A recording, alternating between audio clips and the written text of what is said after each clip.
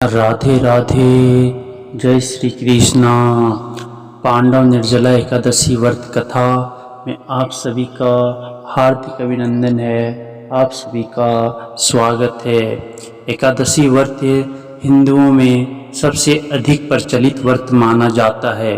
वर्ष में 24 एकादशियाँ आती हैं, किंतु इन सब एकादशियों में जेठ शुक्ल एकादशी सबसे बढ़कर फल देने वाली समझी जाती है, क्योंकि इस एक एकादशी का व्रत रखने से वर्ष भर की एकादशियों के व्रत का फल प्राप्त होता है।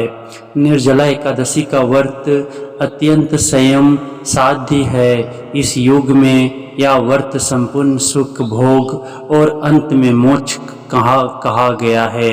कृष्ण पक्ष और शुक्ल पक्ष दोनों पक्षों की एकादशी में अन्न खाना वर्जित है।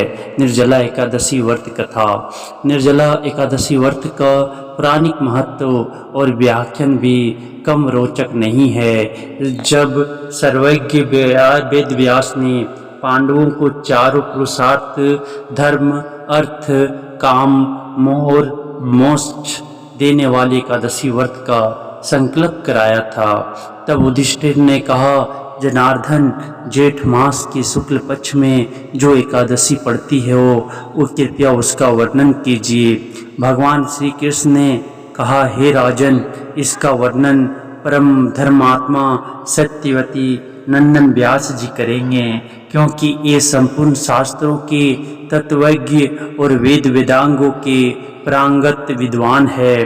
तब वेद व्यास जी कहने लगे, कृष्ण पक्ष और शुक्ल पक्ष दोनों पक्षों की एकादशी में अन्न खाना वर्जित है। द्वादशी के दिन स्नान करके पवित्र हो कर और फूलों से भगवान केशव की पूजा करें। फिर नित्य कर्म समाप्त होने के बाद पहले ब्राह्मणों को भोजन देकर अंत में स्वयं भोजन करें। यह सुनकर भीमसेन बोले, परम बुद्धिमान पितामह, मेरी उत्तम बात सुनिए। राजा युधिष्ठिर, माता कुंती, द्रौपदी, अर्जुन, नकुल और सहदेव ये एकादशी को कभी भोजन नहीं करते तथा मुझसे भी हमेशा यही कहते हैं कि भीमसेन, एकादशी को तुम भी ना खाया करो, परंतु मैं उन लोगों से यही कहता हूँ कि मुझसे भूख नहीं सही जाएगी।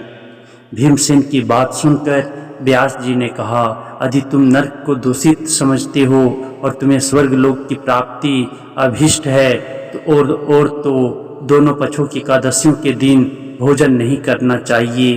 भीमसेन बोले, महाबुद्धिमान पितामह, मैं आपके सामने सच कहता हूँ, मुझसे एक बार भोजन करके भी व्रत नहीं किया जा सकता, तो फिर उपवास करके मैं कैसे रह सकता हूँ। मेरे उदर में विर्क नामक अग्नि सदा प्रज्वलित रहती है, अतः जब मैं बहुत अधिक खाता हूँ तभी यह शांत होती है। इसलिए महामुनि, मैं पूरे वर्ष भर में केवल एक ही उपवास कर सकता हूँ, जिससे स्वर्ग की प्राप्ति सुलभ हो तथा जिसके करने से मैं कल्याण का भागी हो सकूं। ऐसा कोई एक व्रत निश्चय करके बताइए, मैं उसका यथोचित रूप से पालन करूंगा। व्यास जी ने कहा, भीम, जेठ मास में सूर्य वृष राशि पर हो या मिथुन राशि पर शुक्ल पक्ष में जो एकादशी हो उसका अतन पूर्वक निर्जला व्रत करो। केवल कुल्ला या आचमन करने के लिए मुख में जल डाल सकते हो, उसको छोड़कर किसी प्रकार का जल विद्वान पुरुष मुख में ना डालें, अन्यथा व्रत भंग हो जाता है। एकादशी को सूर्योदय से लेकर दूसरे दिन के सूर्योदय तक मनुष्य जल का त्याग करें तो यह व्रत पूर्ण होता है। तदंतर द्वादशी को प्रभात काल में स्नान करके ब्राह्मणों को विधि पूर्वक जल और सुवर्ण का दान करें। इस प्रकार सब कार्य पूरा करके जितेंद्रिय पुरुष ब्राह्मणों के साथ भोजन करें। वर्ष भर में जितनी एकादशियाँ होती हैं उन सब का फल निर्जला एकादशी के पालन मात्र से मनुष्य प्राप्त कर लेता है। इसमें तनिक भी कोई संदेह नहीं है। शंख चक्र और गद्दा धारण करने वाले भगवान केशव ने मुझसे कहा था कि यदि मानव सबको छोड़कर एकमात्र मेरी शरण में आ जाए और एकादशी को निराहार रहे तो वह सब पापों से छूट जाता है। एकादशी व्रत करने वाले पुरुष के पास विशालकाय, विकराल आकृति और काले रंग वाले दंड पाशधारी भयंकर अमदूत नहीं है जाते। अंतकाल में पीताम्बरधारी, सौम्य स्वभाव वाले, हाथ में सुदर्शन धारण करने वाले और मन के समान वेगशाली विष्णुदूत आखिर इस वैष्णव पुरुष को भगवान विष्णु के धाम में ले जाते हैं। अतः निर्जला एकादशी को पूर्ण अत्यंत करके उपवास और श्री हरि का पूजन करो। स्त्री हो या पुरुष, यदि उसने मेरु पर्वत के बराबर भी महान पाप किया हो तो वह सब इस एकादशी व्रत के प्रभाव से भस्म हो जाता है। जो मनुष्य उस दिन जल के नियम का पालन करता है वह पुण्य का भागी होता है। उसे एक एक प्रहर में कोटि कोटि स्वर्ण मुद्रा दान करने का फल प्राप्त होता है। सुना गया है मनुष्य निर्जला एकादशी के दिन स्नान, दान, जप, होम आदि जो कुछ भी करता है वह सब अच्छे होता है। यह भगवान श्री कृष्ण का कथन है। निर्जला एकादशी को विधि पूर्वक उत्तम रीति से उपवास करके मानव वैष्णव पद को प्राप्त कर लेते हैं। जो मनुष्य एकादशी के दिन अन्न खाता है वह पाप का भोजन करता है। इस लोक में वह चंडाल के समान है और मरने पर दुर्गति को प्राप्त होता है। जो जेठ के शुक्ल पक्ष में एकादशी को उपवास करके दान करेंगे वे परम पद को प्राप्त होंगे। जिन्होंने एकादशी को उपवास किया है वे ब्रह्म हत्यारी, शराबी, चोर तथा गुरु द्रोही होने पर भी सब पातकों से मुक्त हो जाते हैं। कुंती नंदन, निर्जला एकादशी के दिन श्रद्धालु स्त्री पुरुषों के लिए जो विशेष दान और कर्तव्य विहित है उन्हें सुनो। उस दिन जल में शयन करने वाले भगवान विष्णु का पूजन और जलमयी धेनु का दान करना चाहिए अथवा प्रत्यक्ष धेनु या घृतमयी धेनु का दान उचित है। पर्याप्त दक्षिणा और भांति भांति के मिष्टानों द्वारा अतन पूर्वक ब्राह्मणों को संतुष्ट करना चाहिए। ऐसा करने से ब्राह्मण अवश्य संतुष्ट होते हैं और उनके संतुष्ट होने पर श्री हरि मोक्ष प्रदान करते हैं।